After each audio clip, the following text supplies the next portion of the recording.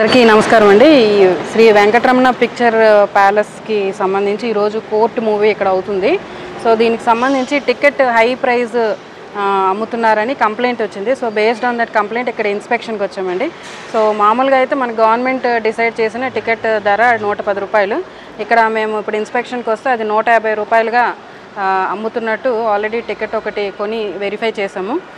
So ఇది from third day of the show 150 రూపాయలకి అమ్ముతున్నట్టు as per record ఉంది. So next show నుంచి as of now దాన్ని close చేయమని చెప్పాము. సో ఫర్దర్ యాక్షన్ దాని ప్రకారం తీసుకుంటాం.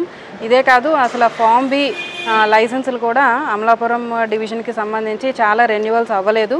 లాస్ట్ వీక్ ఆల్ థియేటర్స్ ఓనర్స్కి కూడా మీటింగ్ పెట్టి అదే విషయంని చెప్పాము. ఫామ్ బి లైసెన్స్ రెన్యువల్ చేసుకోమన్నాము. అండ్ అదర్ సర్టిఫికేట్స్ కూడా ఏవి రెన్యువల్ అవ్వట్లేదు. అండ్ టికెట్ ధర ఉన్నదానికన్నా ఎక్కువ అమ్ముతున్నారని చాలా కంప్లైంట్స్ వస్తున్నాయి.